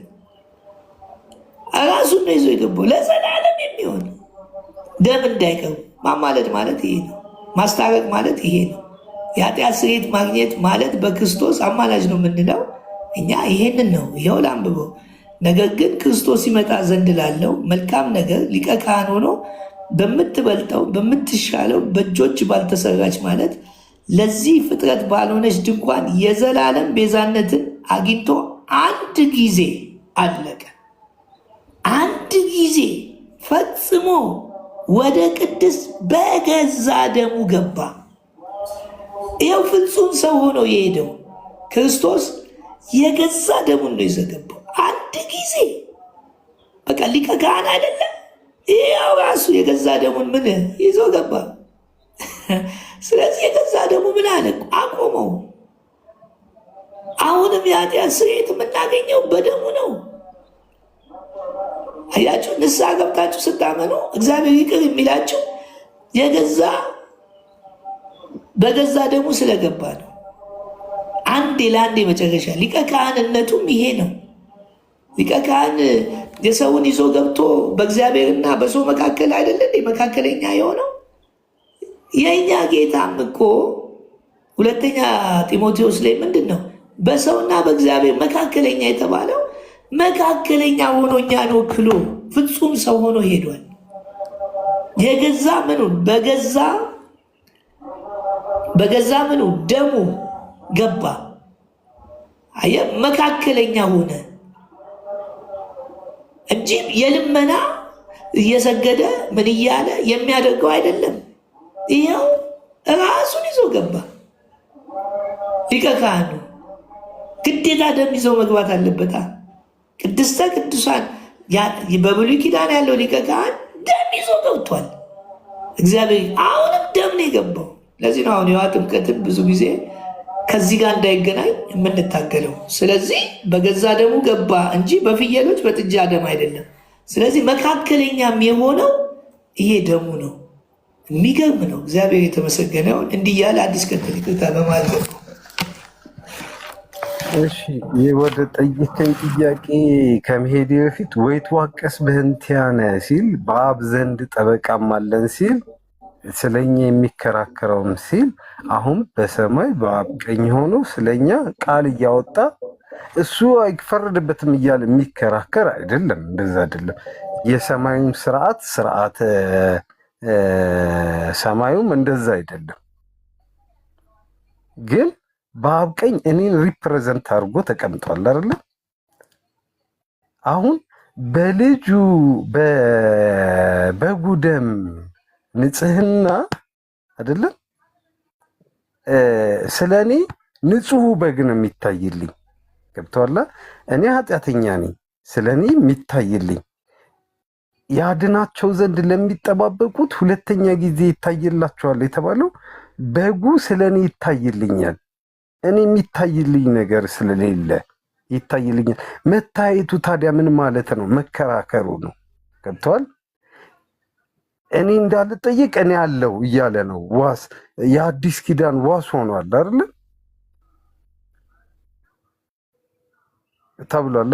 ክርስቶስ የአዲስ ትክክል። ኪዳን ዋስ ወኮነ አረቄ ሆኗል ለአዲስ ተብሏል። ኪዳን በውሂዘ ደሙ ቅዱስ ይሉታል አይደለ? ኦርቶዶክስ ራሱ ወኮነ አረቄ ለአዲስ ኪዳን በውሂዘ ደሙ በውሂዘ ደሙ አዎ አይደለም? በፈሰሰው ደሙ የአዲስ ኪዳን ዋስ ሆኗል አይደለም? ስለዚህ ዋስ ሆኖ ይታይልኛል። እኔ ያለው መታየቱ መኖሩ እዛ ጋር በአብ ቀኝ መኖሩ ለእኔ ነው መቀመጡ። ስጋውን ለብሶ በስጋው ከአብ ቀኝ መቀመጡ ለእኔ ነው። ገብቷል? እግዚአብሔር አብ እኔን ሲያየኝ በማን ነው የሚያየኝ ማለት ነው? በክርስቶስ ነው የሚያየኝ። እኔ ሳልሆን የምታየው ክርስቶስ ነው ለእኔ የሚታይልኝ። እኔ ንጽህና ስለሌለኝ በክርስቶስ ንጽህና፣ በክርስቶስ ቅድስና፣ በክርስቶስ አይደለም ይሸፍነኛል ወይም ደግሞ ይጋርደኛልን። እንዴት ልበልህ? ክርስቶስ ለእኔ ኃጢአት መጋረጃ ነው። እኔ ሳልሆን የምታየው የእኔ ንጽህና የእኔ ኃጢአት ሳይሆን የክርስቶስ ቅድስና ስለ እኔ ኃጢአት ይታይልኛል ነው እንጂ እዛ ቆሞ እንደ ጠበቃ ክቡር ዳኛ እያለ የሚከራከር አይደለም። እንደዚህ አይነት ስርዓትም የለም። ለምን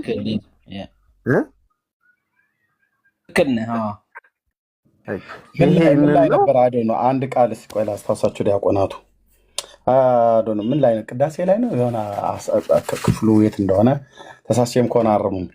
ምንድነው? ኦ በገዛ አርያም በርዕሰ ደብረ ጽዮን ዘቆም ከሚል ቃል አለ ቅዳሴ ላይ ነው። ኦ በገዛ አይመስልኝም። እኔ ቅዳሴ ላይ ሰምቼው አላውቅም። አዶ ነው ምን ላይ እንደሆነ አዶ ነው ቃሉ ክፍሉ የት እንዳለ አላስታውሰውም። ኦኬ ችግር የለውም። ስለኛ የቆምከው ያ የአርያም በግ ማለት እኮ ነው። አዎ የዕብራውያኑ 8 ልክ ሊቀ ካህናት ዘይቀውም ሎሙ ለቅዱሳን ብሎ ያለበት አይነት ተመሳሳይ ነውና ለቅዱሳን የሚቆምላቸው ነው ብሎ የሚለው ግን ያኛው ግን በጽዮን በአርያም በጽዮን ባለ በአርያም ላይ የቆምከው በግ ነው ብሎ የሚለው አረ ነው። ኦ በግዛ አርያም በርዕሰ ደብረ ጽዮን ዘቆም ከሚል አረ ነው። ተሳስቼም ከሆነ እንግዲህ የብዙ ዘመን ነው። በጣም ምሕረት አድርጉልኝ። ግን ኦኬ ደብረ ጽዮን ራስ ስለኛ የቆምከው ስለኛ ዘቆም ከመጣና ማለት ነው። ብቻ ይሄ ነው የክርስቶስ ምልጃ እንጂ ቆሞ ዛም የሚከራከር የሚለምን። አሁን ኦርቶዶክሶቹ ክርስቶስ ይማልዳል ስትላቸው፣ ክርስቶስ አማላጅን ስትላቸው ለማኝ ነው አርገ የተረጉሙና ይሄ ምድራዊ አሁን አንድ ሰው ስትሰድበው ለማኝ ብለን እንደምንሰድበው የምድራዊ ያጣው ነገር ኖሮ ከሌላ የሚጠብቅ አይነት ነገር አርገው ያስባሉ። እንደዛ አይደለም። ሰማያዊ እንደዛም ሰማያዊ ስርዓት የለም። ክርስቶስ ከሶስቱ አካል አንዱ አይደለም። አዲስ ህይወት አሁን እኮ በሰማያት አሁን ለምሳሌ ወንድ ወይም ሴት የሚባል ነገር አለ እንዴ? ምክንያቱ እንደ መላእክት ይኖራሉ እንጂ ምክንያቱ አይጋቡም የሚል እንትኑ ጠይቆ ተናግሮ ነበር። የለም እና ሰማያዊ ነገር ስለሆነ ለኛ ላይገባን ይችላል። ለዛ ነው ሰው ግራ የሚገባው። አዎ ለማኝ አይነት ነገር አሁን በምድር በክርስቶስ በመዋለ ስጋዌው ወይም ደግሞ በምድር 3 ዓመት ወንጌልን ሲያስተምር እኮ በመስቀል ላይም ማልዷል አይደለ? አቤቱ የሚያደርጉትን አያውቁምና ይቅር በላቸው ብሎ ወደ አባቱ ጸልዮአል አይደለ? ይሄ ምልጃ ነው። ግን እዛ ያለው ምልጃ እንደዚህ አይነት አይደለም። ይሄ ለኛ አርያም ሲሆንን ነው አንደኛ አይደለ? የለበሰውን ስጋም ሲያጠይቅ ነው አይደለ? በላይ ግን አሁን እንደዚህ አይነት ነገር የለም። ለምን? በስልጣን የተካከለ ነው ከአብ ጋር በስልጣን እኩል ነው አይደለ? በስልጣን አንድ ናቸው አይደል? በመለኮት በአገዛዝ በስልጣን። ስለዚህ የሚሆነው ነገር ሁሉ በአብ ፍቃድ የሚሆን ወልድ ደግሞ አብን የሚያስፈቅድ ሆኖ ሳይሆን አይደለም። የአብ ፍቃድ የወልድን ፍቃድ የመንፈስ ቅዱስን ፍቃድ ነው። በፍቃድ አንድ ናቸው። ገብተዋል? ስለዚህ ወልድ ሲፈቅድ አብን ፈቅዷል፣ መንፈስ ቅዱስን ፈቅዷል። አብ ሲፈቅድ ወልድን ፈቅዷል፣ መንፈስ ቅዱስን ፈቅዷል ማለት ነው። ስለዚህ ስለኛ የሚታየልን ኢየሱስ ክርስቶስ አለ አይደል? እግዚአብሔር እኛን የሚያየን በማን ነው? በኢየሱስ ክርስቶስ ነው። እና ይሄ ነው እንጂ ምልጃው እዛ ሆኖ የሚለምን እሱ የበታች ሆኖ የበላይ አድርጎ ምናምን እነሱ እኛ ሚስ አንደርስቱንድ ይሄ እኛና እንግዲህ ይሄ ያማልዳል የምንለው እኛ ሚስ አንደርስቱድ እንድንደረግ ሆን ብለው ለማኝ የሚለውን ስም ይሰጡታል። ግን ክርስቶስ ምልጃን ሲተረጉም ካለ ሊያሳየን ይችላል። ወንድማችን ኤርሚ ምልጃን ሲተረጉም አማለደ የሚለውን አንዱ ስለሌላው መለመን፣ ሙሴ ስለ እስራኤል ለመነ ብሎ ያስቀምጠውና ዝቅ ብሎ ምን ይላል? የክርስቶስ ምልጃ ግን እንደኛ ልመና አይደለም። በቃ ልመና አይደለም። የክርስቶስ ምልጃ በምድር የነበረው ምልጃ፣ በመስቀል ላይ የነበረው ምልጃም ልመና አልነበረም። በመስዋዕት የተደረገ ነው፣ በደም የተደረገ ነው እንጂ በልመና የመጣ ስርየተ ኃጢአት የለም። በምንድነው? በደም መስዋዕቱ ነው። እንደዚህ እርቃኑን ተሰቅሎ ፊት ለፊት እንደምታዩት እርቃኑን ተሰቅሎ ዋጋ ከፍሎ በዋጋ የተገዛን በደም ዋጋ ገዝቶ አይደለም ከኃጢአት ያነጻን እንጂ በልመና የተገኘ አይደለም። አሁንም በሰማይ እንደዚህ ዋጋ ይከፍላል ወይ ደግሞ ይለምናል ሳይሆን ያ በለበሰው ስጋ ያ ንጹሑ በግ ስለኛ ኃጢአት ይታይልናል። እኛ ከነ ኃጢአታችን አንታይም፣ ኃጢአታችን አይታይም። የኃጢአታችን መጋረጃ ይሆናል። ክርስቶስ ንጽህናችን ነው። ኢየሱስ ንጽህናችን ነው። እግዚአብሔር በክርስቶስ ንጹሕ አድርጎ ያየናል ማለት ነው። በቃ አለቀ። ከራሳችን በሆነ ሳይሆን ዛሬ በስራ ነው የሚል በራሴ ጸድቃለሁ እያለ ነው። በነገራችን ላይ በራሴ ንጹሕ ነኝ እያለ ነው። ይህንን ማለት ወደኋላ መርመር ስታደርገው ማለት ነው ሃይብሪድ ሲስተም ነው። በክርስቶስም ድኛለሁ፣ እየዳንኩ ነው፣ እድናለሁ። ክርስቶስ ኢኒሻል ሳሊቬሽን አለህና የክርስቶስን ኢኒሻል አሁን ለምሳሌ በአካውንቲንግ እና ማርኬቲንግ ማኔጅመንት ምናምን ያሉ ሰዎች ኢኒሻል የሚለው ከማንም በላይ ይገባቸዋል። መነሻ ማለት ነው። ተርኒንግ ፖይንት ወይ ደግሞ ምን ልበልህ ፖቴንሻል ዲፍረንስ። አሁን ለምሳሌ የሆነ እቃ በቁልቁለት ራሱ እንዲሄድ ከፈለክ መጀመሪያ ገፍተር አድርገህ ትለቀዋለህ አይደለም? ፖቴንሻል ዲፍረንስ ይባላል። እና ከዛ ይሄዳል፣ ራሱን ችሎ ይሄዳል። እኛ ጋር እንደዚህ ክርስትና ጋር እንደዚህ የሚባል ነገር የለም። ኢኒሻል የሚባል ነገር የለም። ኢኒሻል ካፒታል ሲባል እንግዲህ ያውቁታል። መነሻ ሀብት፣ መድረሻ የራስህ ጨምረህ አሁን ለምሳሌ መነሻ 1 ሚሊዮን ከሆነ የዛሬ 10 ዓመት 50 ሚሊዮን ትሆናለህ አይደለ? 49 ሚሊዮኑ አንተ ሰርተህ ያተረፍከው ነው ማለት ነው። ኢኒሻል ማለት ያቺ 1 ሚሊዮን ነች። አብዛኛው አንተ የምትሰራው ነው። አየው፣ የክርስቶስን ስራ ይሄ ማክፋፋት ነው፣ ደሙን ማክፋፋት ነው። በስራ ብሉ መናገር በስራ ነው የሚዳነው ማለት በክርስቶስ ስራ ነው ምድነው። በኃጢአት መኖር ይቻላል የሚል ጥያቄ ያነሱልሃል። እንግዲህ በኃጢአት መኖር ጸጋ እንዲበዛ አይደለም በኃጢአት ጸንተን እንኖረን ብሎ ይጠይቃል እኮ። በኃጢአት መኖር እንደሌለብን የዳንበት ብርሃን የዳንበት እውነት ለሰዎች ተገልጦ መታየት አለበት አይደለም? እናንተን አይቶ የሰማይ አባታችሁን ያመሰግኑት ዘንድ ብርሃናችሁ በሰው ፊት ይብራ ተብለናልና ብርሃናችን ከኛ ያልሆነ ብርሃን ከሱ የተሰጠን ብርሃን እንዲበራ ሰዎች እንዳዩት ማድረግ አለብን እንጂ ከኛ የሆነ አንድም ነገር የለም። በስራ የሚባል ነገር የለም። ስለዚህ ክርስቶስ ስለኛ ምንድነው? የኃጢአታችን መጋረጃ ነው ማለት ነው የክርስቶስ ምልጃ ማለት።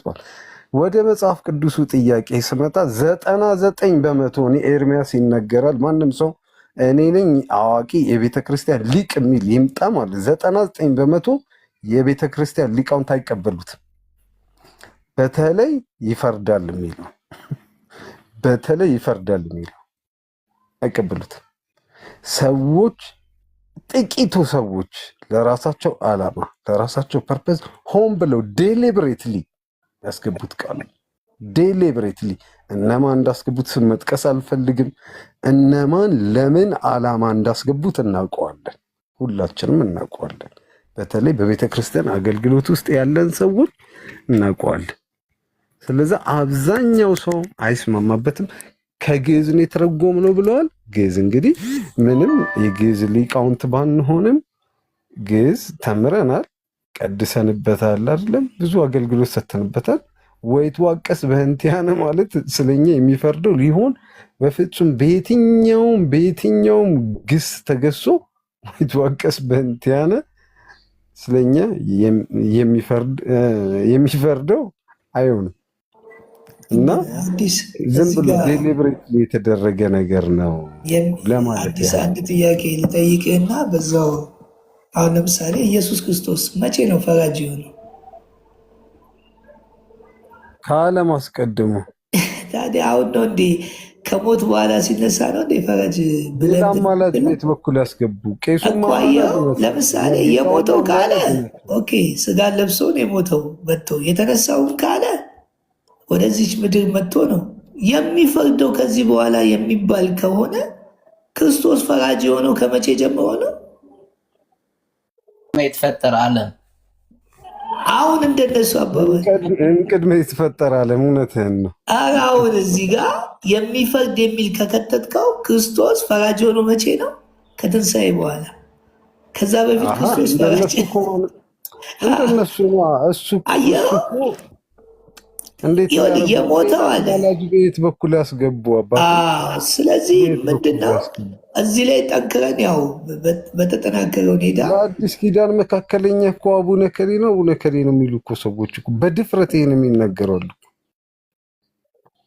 አቡነ ሐራ ድንግል በድፍረት ይህንን በጣም እኮ ይሄ በጣም የድፍረት መጨረሻ እኮ። መካከለኛ ማለት ምን ማለት ነው ግን? በሰውና በእግዚአብሔር መካከል ያለ ይህ ማለት ምን ማለት ነው? ሰውም የሆነው እግዚአብሔርም የሆነው ኢየሱስ እያለ ሰው ብቻ የሆነው እንዴት እግዚአብሔር እና ሰው መካከለኛ ሆነ?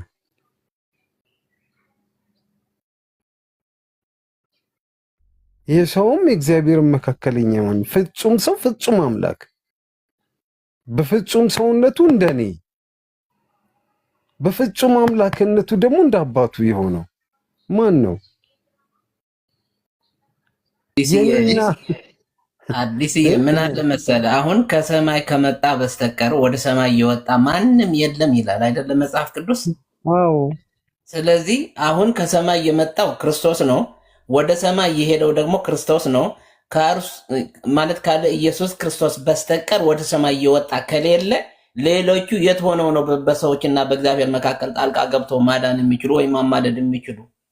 እነሱ ይመልሱ። ለዚህ መልስ የለኝም። ለዚህ ምንም መልስ የለኝም።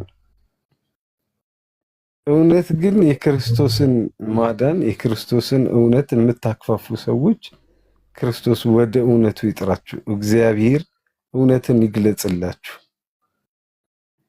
ህይወት ያልፋል፣ እድሜ ያልፋል፣ ጉብዝና ያልፋል፣ ሀብት ያልፋል፣ ሁሉ ነገር ያልፋል። ማያልፍ ክርስቶስን ያዙ።